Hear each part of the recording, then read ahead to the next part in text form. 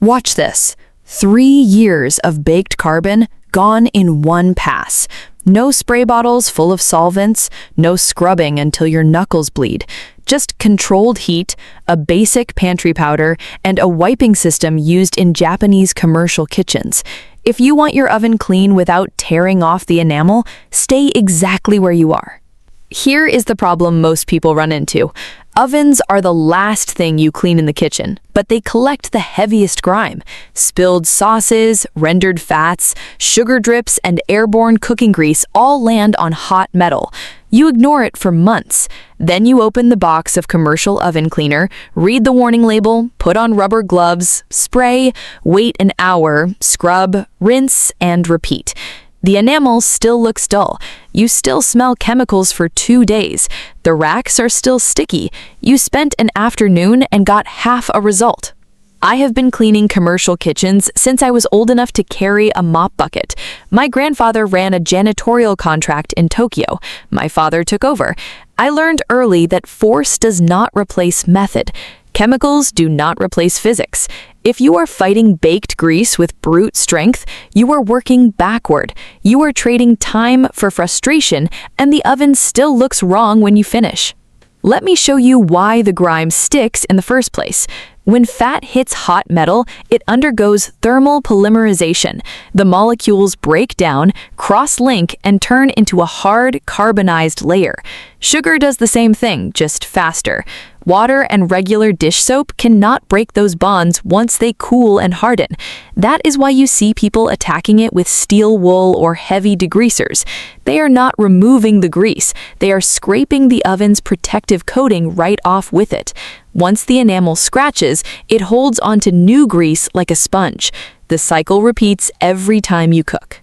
The Japanese approach to this does not try to dissolve 10 years of carbon in one shot. It separates the job into 2 stages, softening the polymer layer, then lifting it with controlled friction. The goal is not to scrub hard.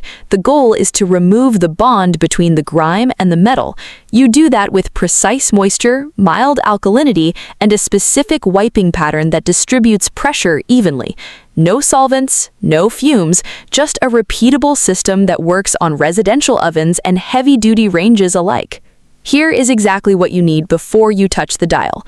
1 box of baking soda, 1 heavy-duty microfiber cloth rated at 300 GSM or higher, 1 flat plastic putty knife or a dedicated oven-safe scraper, a spray bottle filled with hot water, a small mixing bowl. That's it. Do not bring in vinegar for this step. Vinegar is acidic. Baking soda is alkaline. Mixing them together creates carbon dioxide and a weak salt solution. It looks impressive in a video, but it neutralizes the cleaning power before it touches the grease. You will use each one separately in the correct order.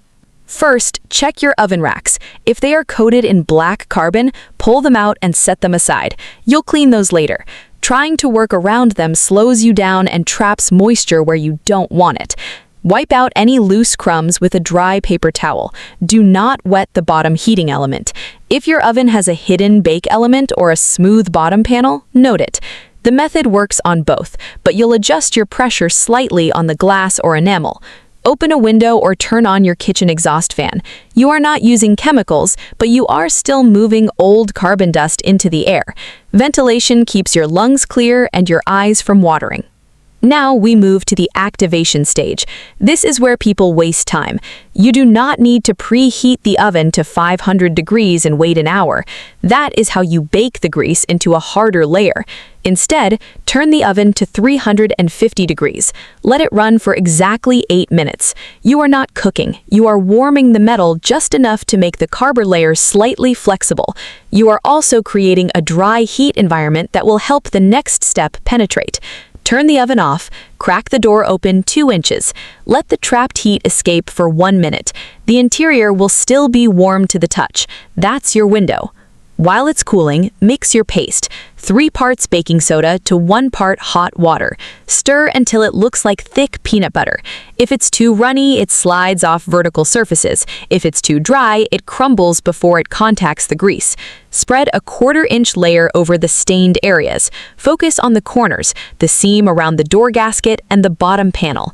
Do not coat the heating elements. Do not smear it on the glass yet. Let the paste sit for 3 minutes. The mild alkalinity begins to saponify the outer fat layer. The warmth from the oven accelerates it. You'll see the paste darken slightly. That's the grease lifting to the surface. This is the part that separates a quick clean from a half-day chore. You're going to use the Japanese fold technique with your microfiber cloth. Lay the cloth flat, fold it in half, then in half again, until you have a thick square. Flip it over. Fold it once more. You now have 16 clean working surfaces on one cloth. When one side gets loaded with grease, you flip to a fresh quadrant. You never reuse a saturated side. Reusing a dirty side just smears carbon back into the enamel. That is why people think the method failed. It did not. They just worked with a contaminated tool. Spray a light mist of hot water over the baking soda paste. You are not flooding the oven. You are adding just enough moisture to turn the paste into a workable slurry. Start at the top back corner. Press the cloth flat against the surface. Move in a slow figure-8 pattern. Keep your wrist loose. Let the weight of your hand do the work. Do not press down hard. The goal is to roll the loosened grime into the cloth fibers, not to grind it into the metal. Wipe once across a section. Flip to a clean quadrant. Wipe again. If you hit a stubborn patch, do not scrub in circles. Circles create uneven pressure and leave streaks. Use straight overlapping passes. Move left to right, then top to bottom. You will feel resistance at first. That is normal.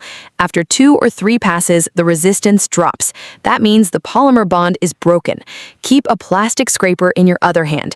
If the paste sits for 3 minutes and a spot still feels glassy, gently slide the scraper under the edge at a 45-degree angle. Lift. Do not dig. The scraper is for breaking the seal, not for carving into the enamel. Once the seal breaks, the cloth picks it up immediately. Work the walls, then the ceiling, then the floor. The heat rises, so the top holds the heaviest buildup. Do the top first while the cloth is still relatively clean. Save the bottom for last. The floor usually collects the drips and runs. It looks worse, but it wipes cleaner because gravity pulls the softened paste downward. You will have a pile of dark slurry on your cloth. That is exactly what you want. It means the carbon came out. If your cloth stays white, you are not lifting anything. You are just moving water around. The 2-minute claim refers to the active wiping time. The 8-minute heat, the 3-minute paste sit, and the mixing time do the chemical work for you. The wiping only removes what is already loose. Commercial cleaners operate on this exact ratio. You prep the surface, you let physics do the heavy lifting, you execute the removal. You never rush the removal phase because rushing spreads residue instead of capturing it. Now rinse the interior. You do not need a hose. You need 2 damp microfiber cloths and a spray bottle of clean, warm water. Wipe the entire interior with the first damp microfiber. Follow immediately with the second damp microfiber. Go in the same figure-8 pattern. This pulls the baking soda residue out of the pores. Baking soda left behind turns into a white film once it dries. That film attracts dust and makes the oven look dirty again in a week. The double rinse prevents it. Leave the door cracked. Let the interior air dry for 5 minutes. You are done with the main cavity. Let me address the racks and the glass door, because people always ask. The racks sit in a sink. Cover them with baking soda, spray with hot water, let them sit while you finish the oven cavity. After 15 minutes, scrub with a non-scratch pad under warm running water. The same alkaline breakdown works on wire racks. It just needs more contact time because the surface area is higher and the grease coats every wire. For the glass door, mix a fresh batch of baking soda paste. Apply it to the exterior glass, let it sit for 3 minutes, wipe with the folded microfiber using straight vertical strokes. Glass shows streaks faster than enamel, so the direction matters. Vertical strokes follow gravity. They leave fewer water lines.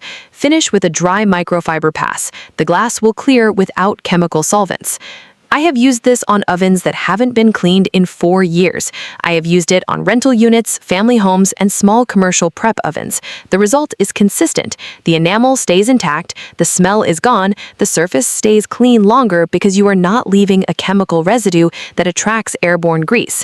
If your oven has self-clean features, do not run them after this. High heat cycles warp door hinges and weaken gaskets. You do not need them. You already broke the bond. If you run into a patch that refuses to lift, it is usually two things. Either the grease layer is thicker than a single application can handle, or you're using a low-grade cloth that sheds instead of lifting. Switch to a higher GSM microfiber. Apply a second thin layer of paste. Wait 2 minutes, wipe again. Do not force it. Patience beats pressure every time in janitorial work. If this saved you time and kept your enamel intact, hit subscribe. I post straight cleaning systems that work on real surfaces, not staged countertops. Drop your biggest cleaning problem in the comments. I read every one and build the next videos around what actually needs solving.